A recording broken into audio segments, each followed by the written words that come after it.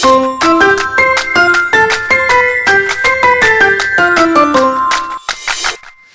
les amis, j'espère que vous allez bien. On se retrouve aujourd'hui pour une nouvelle vidéo. Je vais vous présenter comment j'ai illustré les 7 premiers jours du mois de décembre dans mon journal de décembre.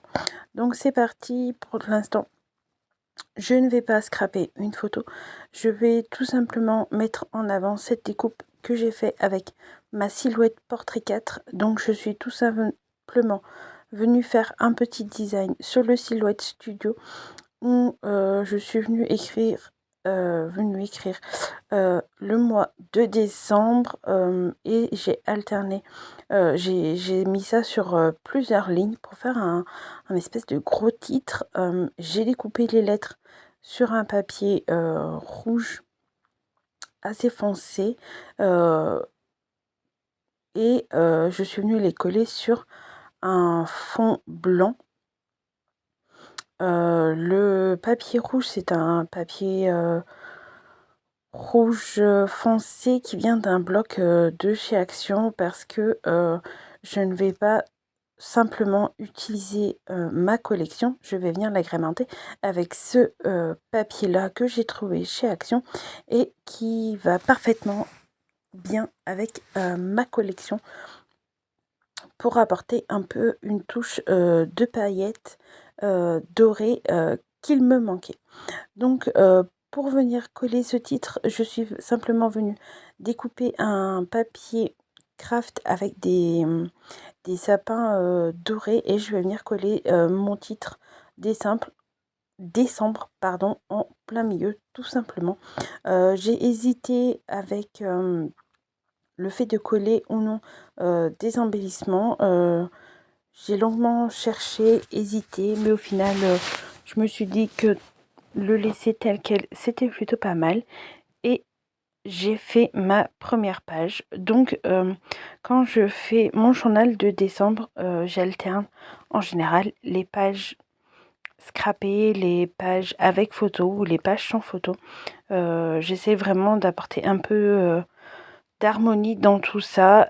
Pareil, j'essaie de varier aussi les pages, qu'elles n'aient pas toutes la même dimension, pour apporter un peu de dynamisme à tout ça. Donc là, je vais illustrer le premier jour du mois de décembre. C'est un jour où j'ai décoré ma maison avec les décorations de Noël. Et je mets toujours ce petit Père Noël avec la date. C'est vrai qu'on peut l'utiliser aussi sous forme de compte à rebours. Mais nous, on l'utilise plutôt en version calendrier parce qu'il est posé à côté du calendrier de l'Avent des enfants. Je viens illustrer ça avec des embellissements de ma collection Esprit de Noël et les petites étiquettes aussi que j'ai découpées. Celle-là, pour qu'elle ressorte un peu plus parce qu'elle était sur un fond rouge, je suis venue tout simplement la coller sur une chute de papier blanc et je suis venue laisser une petite bordure tout autour pour apporter un peu de lumière dans cette page et pour que l'étiquette se distingue un peu mieux, pour qu'on puisse la voir, pas qu'elle se fonde parmi les photos et les embellissements. On va passer à la page suivante. C'est vrai que j'essaye d'alterner les photos de décoration, les photos de paysage, les photos de personnes. J'essaye que ça soit assez cohérent et pas trop répétitif aussi. Donc là, c'est une famille de moi, mon conjoint et mon petit dernier. Et je viens tout simplement y coller des étiquettes que je superpose les unes sur les autres. Je me sers des étiquettes chiffres que j'ai créées, qui fait partie de la collection. Sauf que là, j'ai tout simplement découpé en forme de fanion parce que je trouvais que c'était beaucoup plus joli que de le laisser en rectangle comme ça. Sachez que si la forme du rectangle ne vous convient pas, vous pouvez très bien essayer de l'adapter comme je viens de le faire à votre création. Je préfère largement la forme de fanion quand l'étiquette est apposée en haut, je trouve ça beaucoup plus joli. Je trouve que c'est un rendu plus fini, j'aime beaucoup mieux. Donc là, j'ai collé tous mes éléments. Quand je scrape mon journal de décembre, je fais quelque chose d'assez simple et rapide. Je ne scrape pas tous les jours parce que je n'ai pas le temps, malheureusement. Donc j'essaye de me faire une session quand je peux de plusieurs heures pour rattraper mon retard, j'ai envie de dire. Et comme ça, j'enchaîne et ça va un poil plus vite de faire des choses qui se ressemblent mais différentes quand même.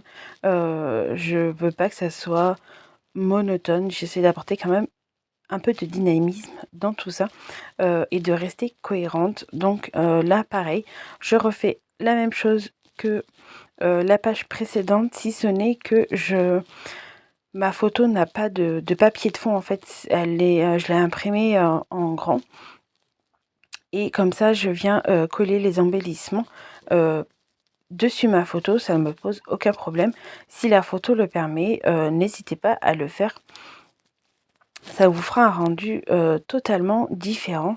Et je n'hésite pas à utiliser mes chutes de papier aussi pour pouvoir faire des petites pattes, pas de collage, mais d'assemblage, où je vais venir perforer avec ma perforatrice de trou de classeur pour maintenir ma page dans mon classeur.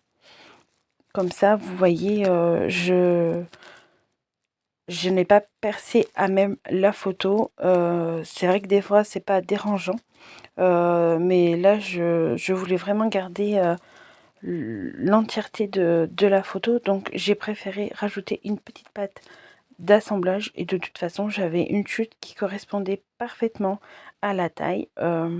Tant au niveau longueur que largeur, et en plus elle est assortie à la photo au motif des petits bonnets, donc franchement pourquoi s'en priver. Au recto de cette photo, comme vous pouvez le voir, j'ai collé un papier de ma collection. Je suis venue poser 2 bandes de masking tape assorties, j'ai collé un embellissement et je viens rajouter le petit chiffre du numéro 4. Alors, faut savoir que personnellement, je fais un journal de décembre, mais je ne cherche pas à illustrer jour par jour ce que il s'est réellement passé. Il arrive parfois que dans la journée, je ne prenne pas de photos, mais que le jour d'après, j'en prenne 2 ou 3, donc assez variés. Et c'est ainsi que je constitue mon journal de décembre. Je veux juste retracer l'ambiance qui s'est passée durant le mois de décembre. Donc ça ne me dérange absolument pas que la photo ne date pas réellement de tel jour. Ça ne me pose personnellement aucun souci. Donc là, on passe à une autre page. J'ai sorti un autre papier de chez Action pour apporter un peu plus de détails dorés parce que c'est les fêtes et qu'il nous faut des paillettes. Donc là, j'ai coupé une large bande auquel je vais venir apposer l'étiquette qui fait partie des planches des étiquettes à découper pour qu'elle ressorte un peu plus, comme vous pouvez le voir. Je trouve ça très joli. Le détail qu'on peut avoir sur ces papiers, et je trouve qu'en mixant ce genre de papier à ma collection, ça match hyper bien. Donc cette petite page sans photo pour illustrer justement la photo. La page suivante, c'est une page avec photo où j'ai simplement pris la photo du fait que j'ai emballé les petits cadeaux pour mes enfants. Ils ont eu ils auront, parce que Noël n'est pas passé, cadeaux assez similaires. C'est pour ça que là, j'ai décidé de prendre une photo parce que je trouvais que ça s'y prêtait bien. Le packaging, enfin, ils avaient tous la même taille, le même papier cadeau. Donc, je me suis dit, pourquoi s'en priver. Je suis venue juste coller le numéro 6 et voilà, ça me fait une page supplémentaire.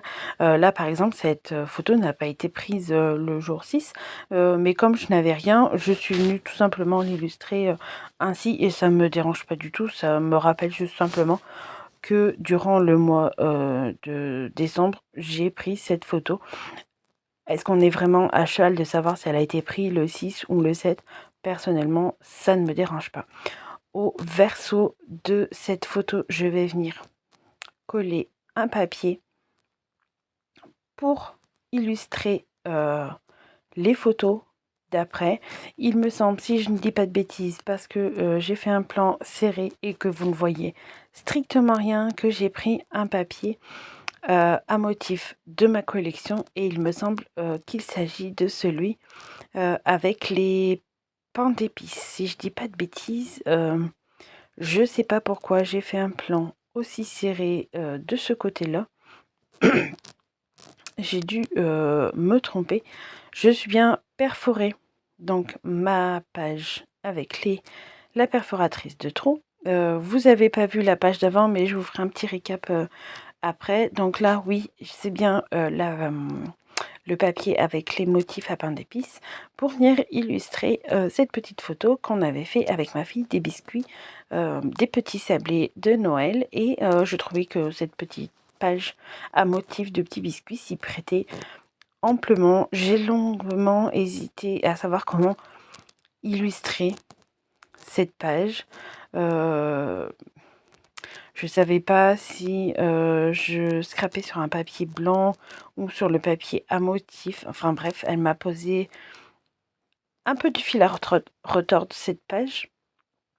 Mais au final, je trouve que je m'en suis plutôt pas mal sortie. Pareil, j'ai collé ma photo, une petite étiquette, le numéro 7 que j'ai découpé en forme de fanion, une petite chute de papier rouge qui traînait sur mon bureau parce que on ne jette rien tant que je n'ai pas fini mon projet. Ça, c'est mon mot d'ordre. Tant que je n'ai pas fini mon projet, je ne jette aucune chute de papier. Elles peuvent toutes servir tant que le projet n'est pas terminé. Donc là, je vous ai montré les 7 premiers jours. N'hésitez pas à activer la cloche de notification, à liker et à partager pour suivre le reste de mon journal de décembre dans les prochaines vidéos. J'espère que cette petite vidéo vous aura plu. Ça me fait énormément plaisir de partager cette aventure avec vous et je dis à bientôt pour une nouvelle vidéo. Bye bye!